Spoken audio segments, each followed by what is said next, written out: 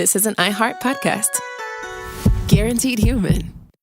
With no fees or minimums on checking accounts, it's no wonder that Capital One Bank Guy is so passionate about banking with Capital One. If he were here, he wouldn't just tell you about no fees or minimums. He'd also tell you about how Capital One cafes are open 7 days a week to assist with your banking needs. Yep, even on weekends. It's pretty much all he talks about, in a good way. What's in your wallet? Terms apply. See CapitalOne.com/bankguy. Capital One N.A., member FDIC. Introducing the all-new Mazda CX-5, featuring more connection. Hey Google, where's the nearest Pilates class? Safety that has your back. More discovery on the scenic routes.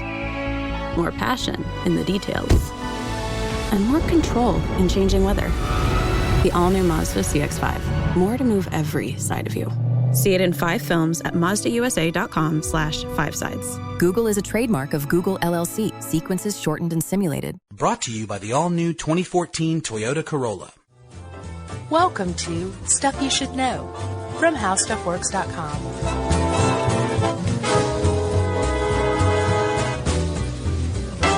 Hey, and welcome to the podcast. I'm Josh Clark, and there's Charles W. Chuck Bryant, and this is Stuff You Should Know, because Jerry's over there, too. How you doing, buddy? Besides sick. I'm not sick. I've got a little bit of a bug, but you that's never it. admit when you're sick. I love it. Well, no, because you think that's the first step in being sick is saying I'm sick. I definitely believe in psychosomatic effects. Yeah. You know, the mind has an impact on the body. Well, if you can be a hypochondriac, surely you can do the opposite, right? Yeah? Yeah. You can will yourself into not being sick.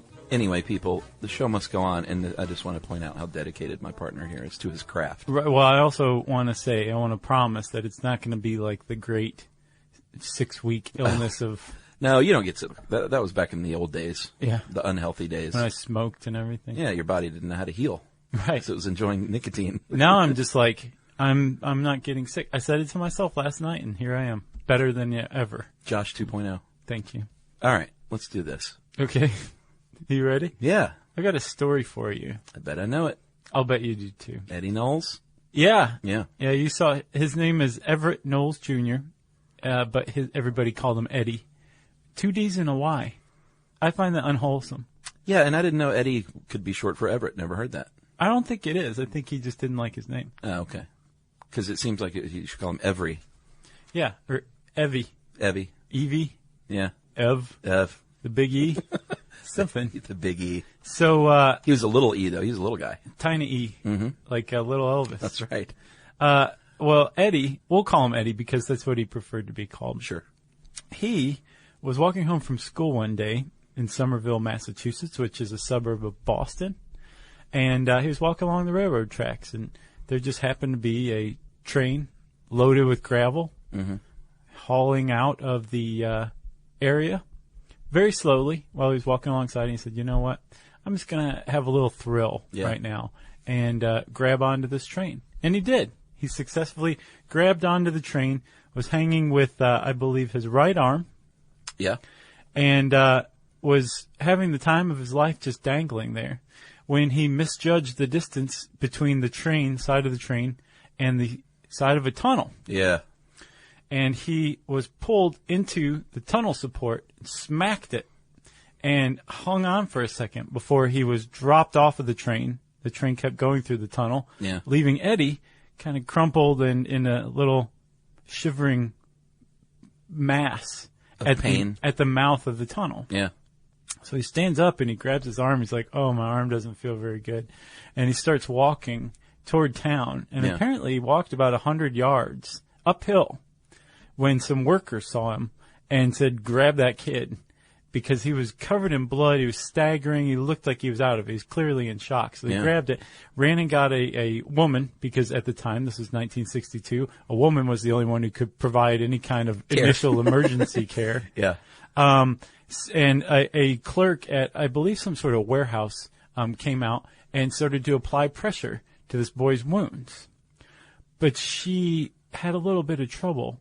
When she tried to close the wound with a tourniquet, she found that his arm wasn't attached to his body any longer. Yeah, he was just kind of holding it there. very luckily he was wearing a jacket, or else his arm would have been back at the mouth of the tunnel. Yeah, man, can you imagine, like, the guy's holding his arm, basically, to keep it from falling out of his jacket? Although he didn't know that, you know. No, he didn't. He was in shock. Yeah. Luckily, he was still lucid enough to, like, tell everybody who he was, where he lived, and they called the hospital.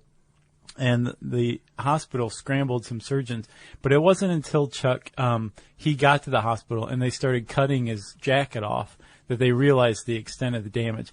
This kid's arm was torn clean off. Yeah. But the operative word is clean. Yeah, that's right. Because Eddie Everett Knowles Jr. of Somerville, Mass., on, May 23rd, 1962, became the first recipient of a full, successful limb reattachment surgery. First human recipient. Right. Yeah. It's a good point. They had done that before in dogs successfully, and they had done all the different surgeries that are required to reattach a limb, but they had never done all of them at once. Like they'd reattach nerves, they'd reattach bone, Right. they'd reattach blood vessels, but they had never had a full amputation in a human being successfully reattached. And from what I read, the doctor was, I don't know about excited, but they had been looking for a case. Because they thought, like, I think we can do this, we just need the right case. Right, exactly. You know, and he called his buddy and he's like, I think we got one. Get in here. They got they like you said, they'd successfully reattached arteries, nerves, bone, that kind of thing, but never the whole shebang. So they said, well, we know how to do this. Yeah. If somebody will just come along and present us with an arm pulled cleanly off. Yeah. Especially a 12-year-old, because that definitely worked to his advantage. Apparently, an artery, when severed, will plug itself up, especially in younger kids. That plugging is way more successful and happens more quickly.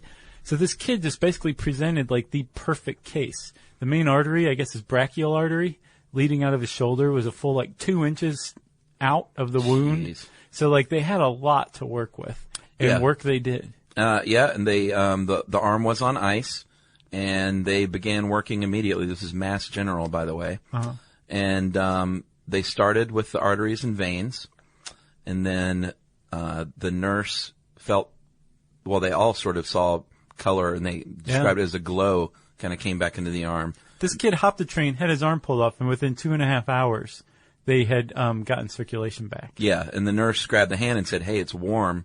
That's good. It's pink and warm. She shook it, made it do the metal sign. Everybody in the operating theater was laughing. The bone and the muscle and the nerve and the skin happen in later surgeries, and I think the nerve, they made a pretty important decision at the time, was to wait on that altogether, right? And let it heal some more first, which is, as it turns out, most of this was sort of how they do it today. Yeah, like they perfected the process from that point through the 70s, and in the 80s is when they really started like humming with limb reattachment. The only difference that I saw was, and we'll get into it a little more, but they reattached the arteries first to get circulation, I guess, to keep from more and more tissue dying. Right. And then they reattached the bone by driving a screw in using a hammer. They nail the screw into the marrow. I know, that's and crazy. Then reattach the arm bone. What is that? Femur? No, femur's in the leg. Yeah, femur's in the leg. You think I would have looked this up already? Yeah. The upper arm bone, then they drove that into the other end of the screw. Yeah, that's just normally now though they reattach the bone first to provide stability. Yeah. So when you reattach the arteries and veins and stuff, they won't pull away. Yeah, and it was a success story because he ended up, he couldn't use that hand as his dominant hand any longer. Which is sad because he was a good pitcher. Yeah, but he was able to eventually get enough use out of it to where they said about like a left-hander would have use of his right hand. Mm-hmm. So he just sort of had to switch that up. But for 1962, that's pretty successful, especially considering in 1960 was the very first microsurgery performed, just 2 years previously at the University of Vermont. Oh, yeah. Go Catamounts.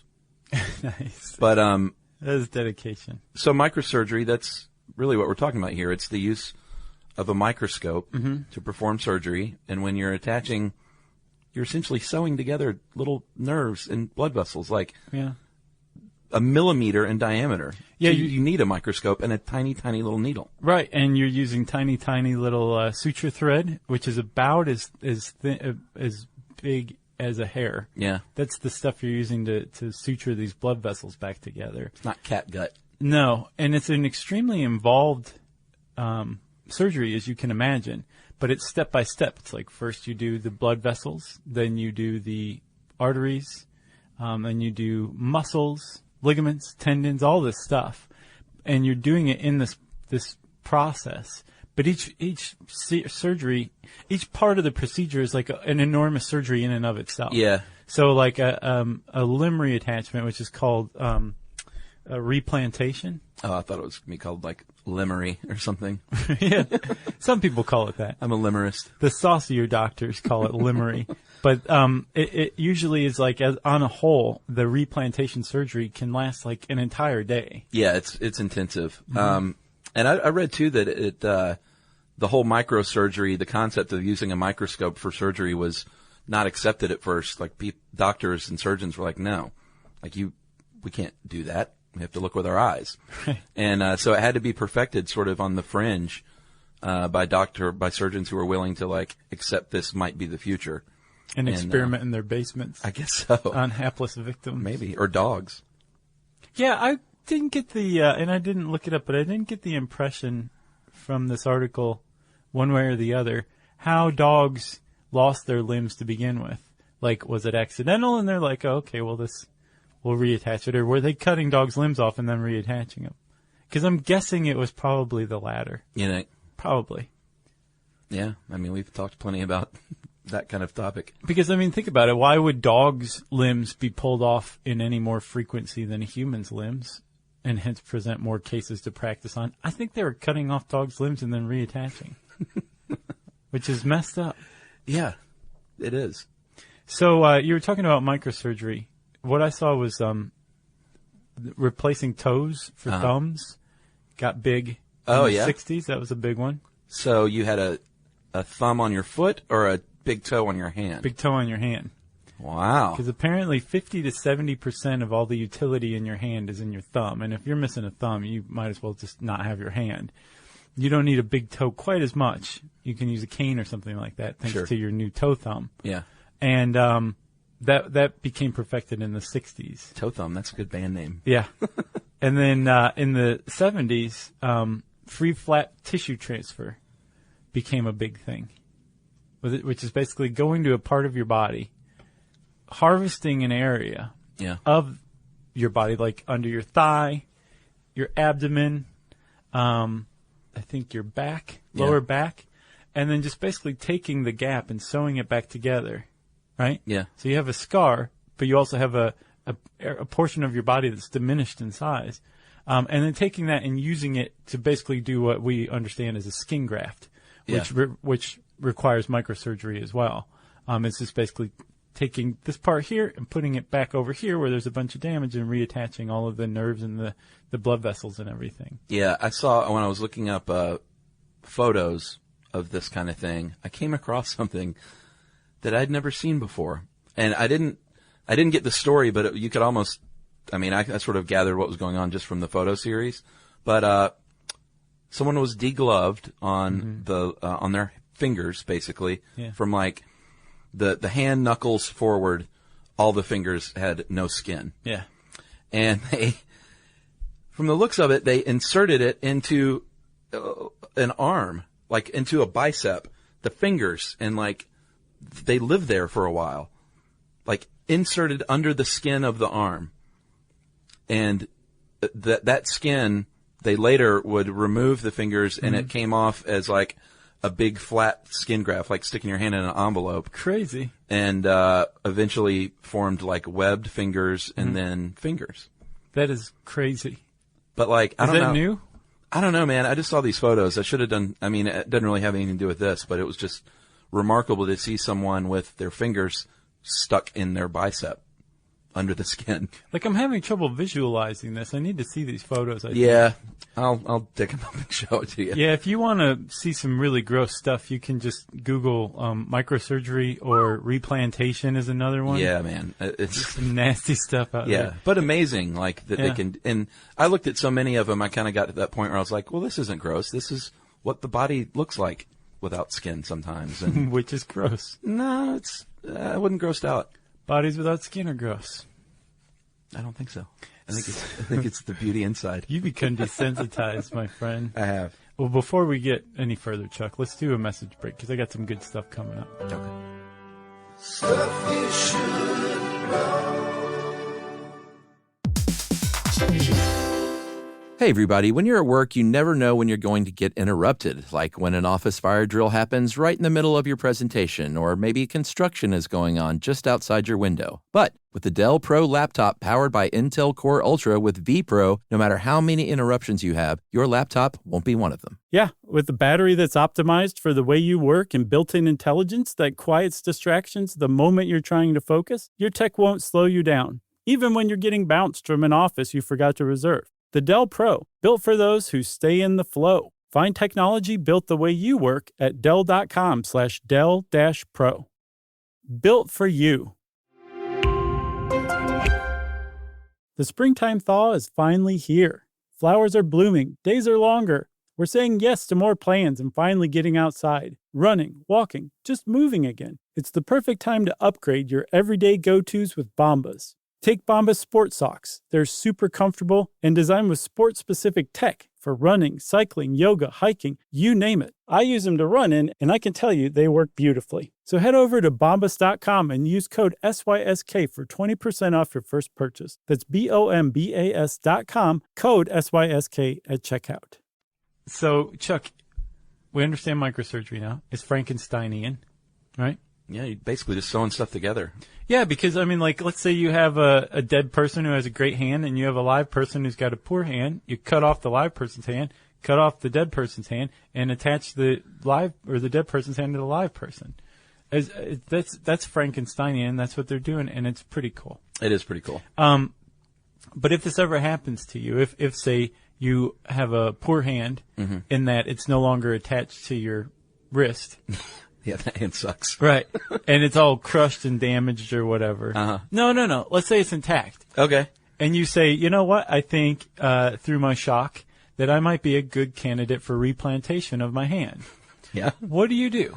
Well, you want to call 911 immediately because that's just the first thing you do. You go ahead and get folks on the way. Or you can ask someone with you to call 911 that's not putting anyone out. Yeah, that's true. If you can't dial, maybe you don't have hands. Right. You could tell Siri to call 911. Yeah. That's her job. Yeah, I actually changed my Siri to a dude, so it's not a her anymore. Oh, yeah? To an Englishman, actually. Yeah. Yeah, it's kind of fun. Reginald? I don't know what his name is, actually. But he'll say stuff like, I'll say, call Josh, and he'll say, ringing Josh. Oh, yeah? Instead of calling, yeah. It's classy. Kind of fun. Anyway, you want to dial 911, get them on the way, and then immediately you want to just try and stabilize the patient. You want to stop the bleeding, right? Either with heavy pressure or a tourniquet above the wound. Like a 1960s female. Yeah, exactly.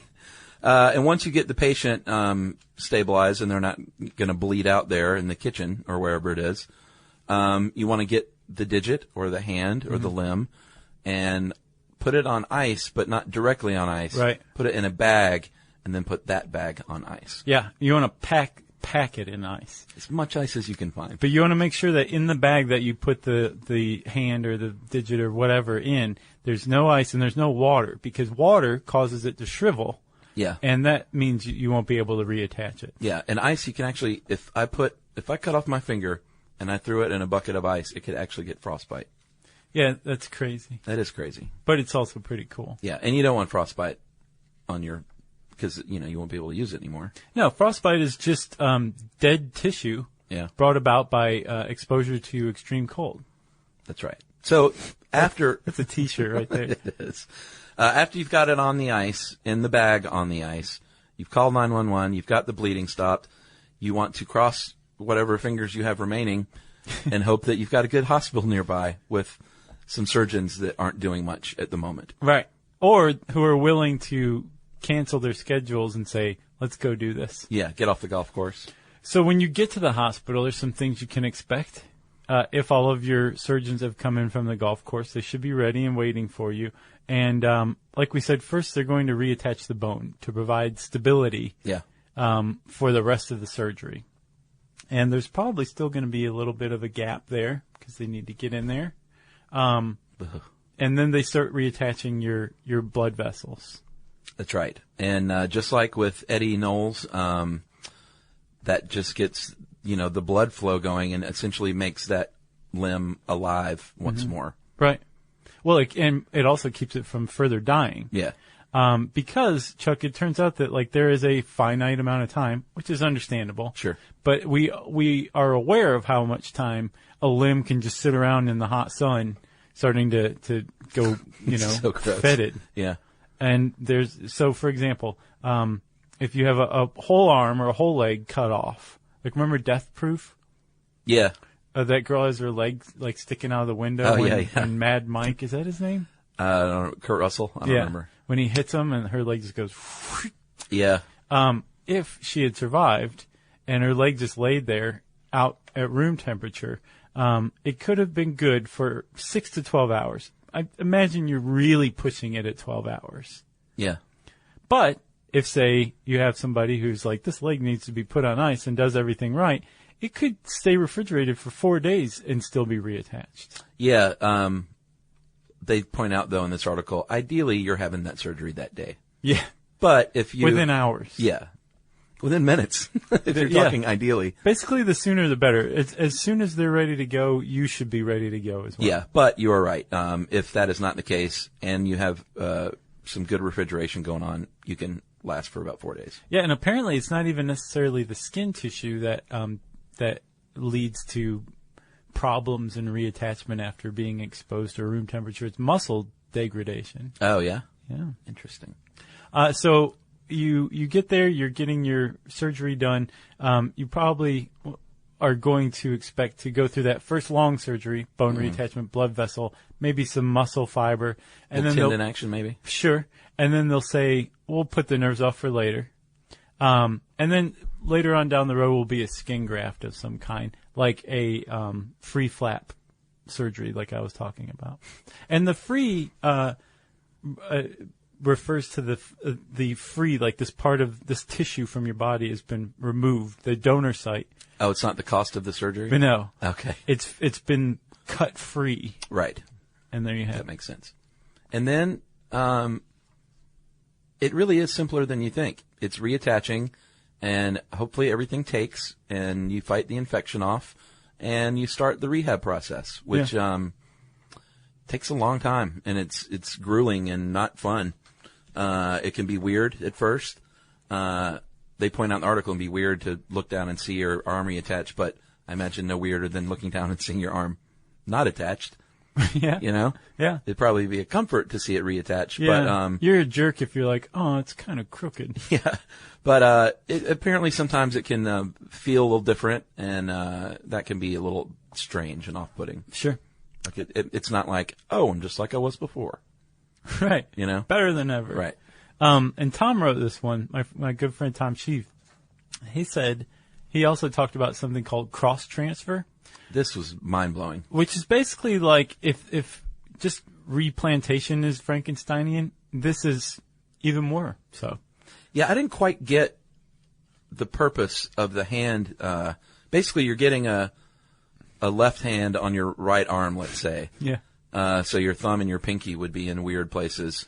Right, your palm's still facing the right direction, but your That'd be really thumb weird. is switched. Yeah. Yeah, but what's the point of that if you have a bad hand and a good hand? I don't know if they only had like a left hand available at the time. I don't know that one. Okay. I got the other one where basically they take your lower leg beneath your knee. So like if your upper leg is damaged and your lower leg is fine. Let's just say your upper leg is wasted for whatever reason, but your lower leg is fine. They'll cut it off, the lower leg, and basically turn it around, right? Uh-huh. And then your knee becomes locked. Your calf muscles then serve the function that your thigh muscles used to. Right. And your knee joint is now in your ankle. then you also are going to be wearing a prosthetic, obviously, because Sure. you have no thigh muscles. And your turned around foot, which is now backwards, is extra support for that prosthetic foot or leg or limb. Wow. It's pretty cool. It's basically saying, like, how can we take this and use it to even better utility now that its original purpose has been destroyed? Yeah. It's pretty cool. Yeah, I tried to find photos of a cross transferred hand, but I couldn't find any photos. And weirdly, pictures of Madonna kept popping up. Does she have something? I don't know, dude. Huh. Like, I tried all sorts of Google searches, and images of her kept popping up. So, I don't know. Maybe she's got 2 left feet or something. She does not. What was that in Waiting for Guffman? He He literally had 2 left feet. It was kind of a dumb joke. Was it? I thought it was Or no, was it it Best in Show? Best in Show. Yeah. So, Josh, that's one way. We talked about microsurgery. But there's perhaps another, even better way, which we'll cover right after this message break. Stuff you should know. Hey everybody, when you're at work, you never know when you're going to get interrupted, like when an office fire drill happens right in the middle of your presentation, or maybe construction is going on just outside your window. But with the Dell Pro laptop powered by Intel Core Ultra with vPro, no matter how many interruptions you have, your laptop won't be one of them. Yeah, with the battery that's optimized for the way you work and built-in intelligence that quiets distractions the moment you're trying to focus, your tech won't slow you down, even when you're getting bounced from an office you forgot to reserve. The Dell Pro, built for those who stay in the flow. Find technology built the way you work at Dell.com/Dell-Pro. Built for you.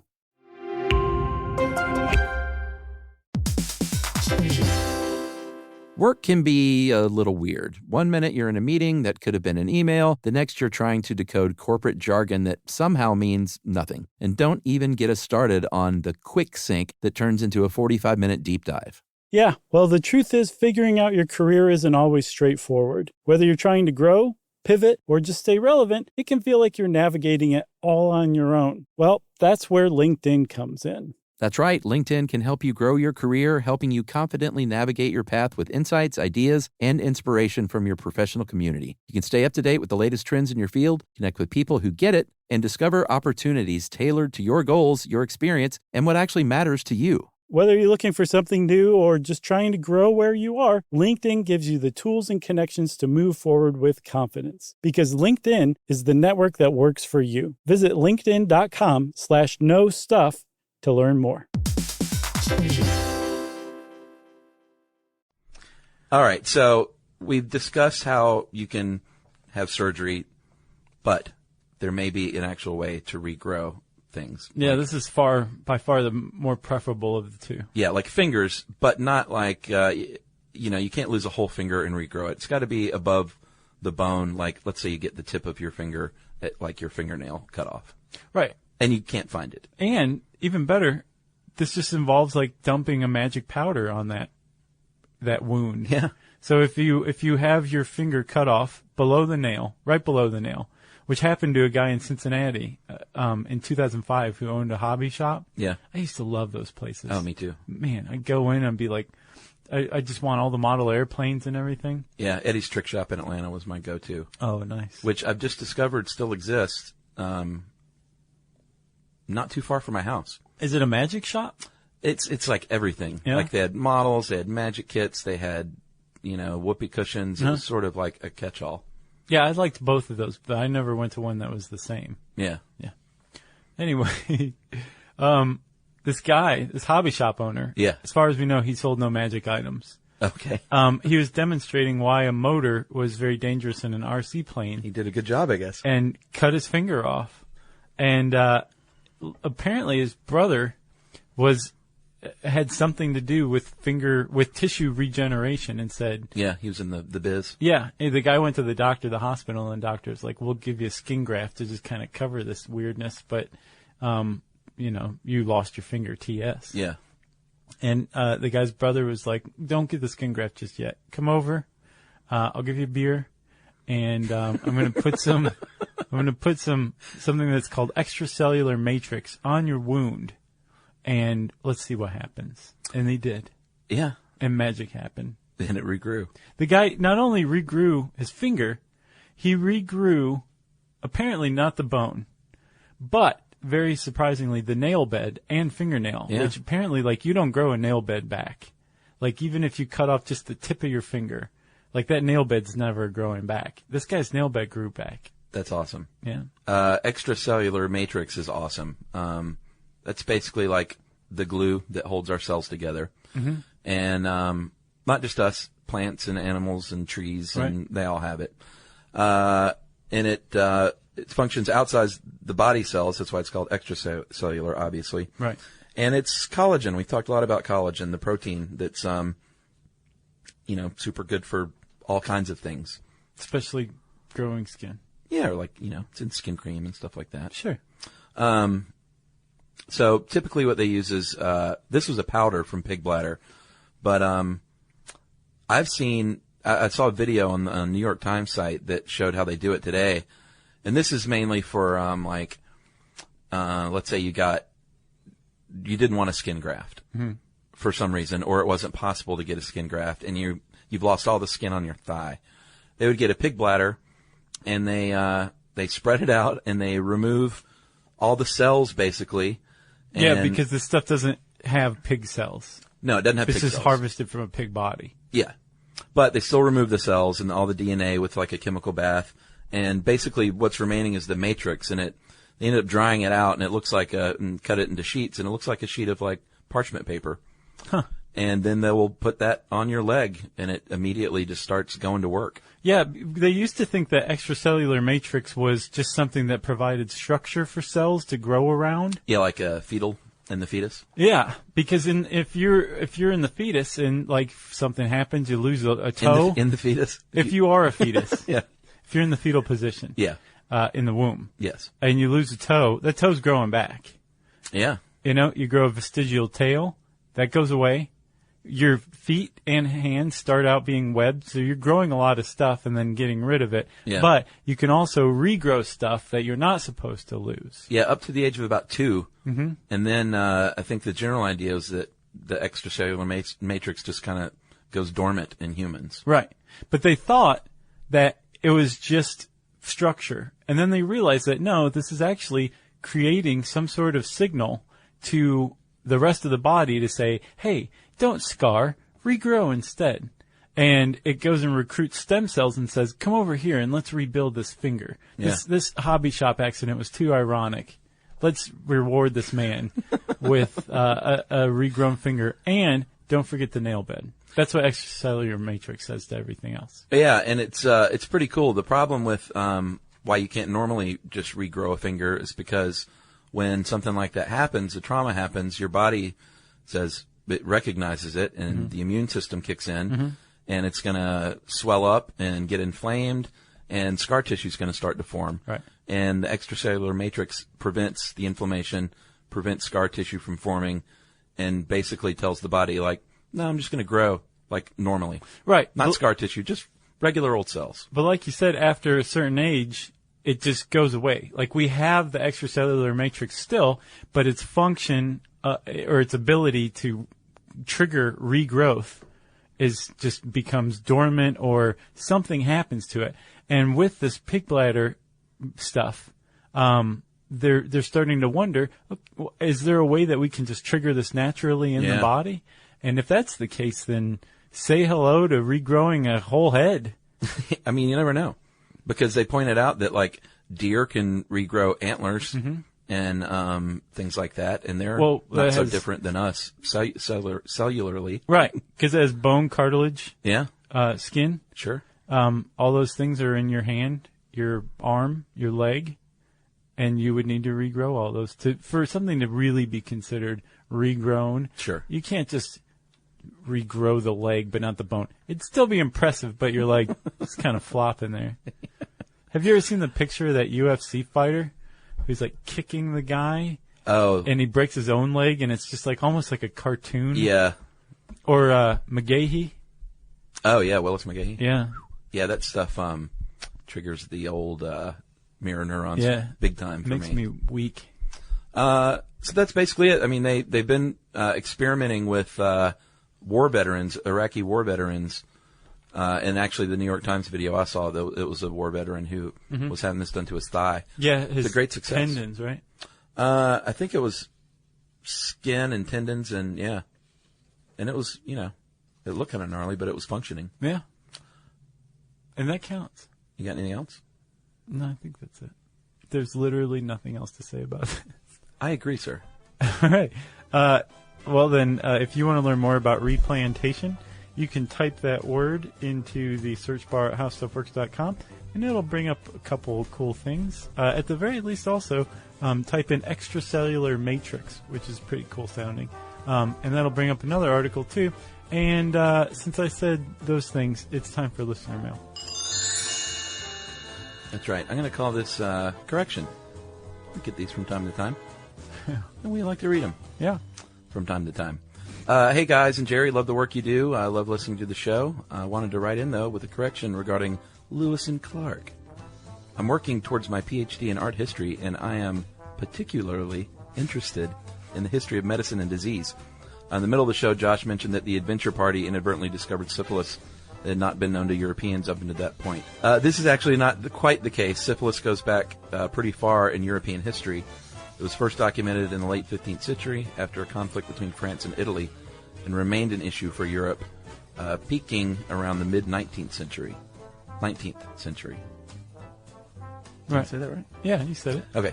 Josh did have part of it right, though, when he said that the party blamed it on Native American groups. Early on, everyone wanted to blame the disease on everyone else. No surprises here. But after that initial conflict, the French referred to syphilis as the Neapolitan sickness, while the Italians named it the French sickness. A trend that continued as the stuff spread. You. If you're interested, it's really fascinating stuff, especially the cures that became popular. Mercury was a really nasty one. History of Syphilis by Claude Cattell is a pretty good reference. He read a book called The History of Syphilis. Somebody wrote a book called The History of Syphilis. Right. Anyway, just wanted, and that was Claude, Q-U-E, accent aigu, T-E-L. So he's French. That was nice. Isn't that what that's called? I don't remember anymore. I don't either. Anyway, just wanted to point that out. Garcon. Yeah. That is from Kathleen Pierce. Nice. Well, thanks a lot. She's into disease. Thanks for and paintings about disease. I guess so. Thanks a lot for letting us know that, Kathleen. I feel like I've been set straight. If you want to set us straight, we like to be corrected. Right? Yeah. Man. Nothing better. All you have to do is tweet to us. Sure. To initiate contact. You can tweet to us using our handle, SYSK Podcast. You can go on to Facebook. That's another great way to contact us. Yeah, you can complain there. Mm-hmm. People love doing that. We're at facebook.com/StuffYouShouldKnow. You can send us an email to stuffpodcast@discovery.com. And although you can't complain, you can enjoy our website, StuffYouShouldKnow.com.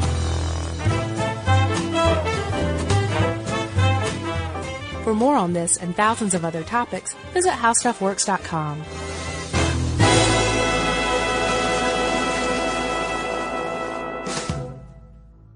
With over 100,000 titles to choose from, Audible.com is a leading provider of downloadable digital audiobooks and spoken word entertainment. Go to audiblepodcast.com/knowstuff, KNOWSTUFF, to get a free audiobook download of your choice when you sign up today. You know, you could be adored by everyone and still completely ignored by your cat. Trust me, I know. But if you feed your cat Sheba, you can go from being ignored to truly adored in 12 days guaranteed or your money back. Sheba has a full menu of products, appetizers, entrees, treats, even a kitten's menu. It's so cute. So Sheba has a product for even the pickiest eater. Like Sheba Puree, it's made with bone broth. They are chef-inspired flavors. It's got a smooth and creamy texture that cats love and contains no corn, wheat, soy, or artificial flavors. It's food that your cat's going to love. To learn more, check out Sheba.com. That's SHEBA.com. Mom, can I have Lingo Kids? Dad, Lingo Kids, please! When did we become the Lingo Kids house? No idea. Last week it was dinosaurs. This week it's... Lingo Kids! Why Lingo Kids? Because it's the best thing ever. We can play games with astronauts, wild animals, and superheroes. heroes. With more than 4,000 interactive games, songs, and shows, Lingo Kids is the #1 entertainment platform for young kids. So, no dinosaurs? And dinosaurs. Lingo Kids. Everything kids love. Download it for free. This is an iHeart podcast. Guaranteed human.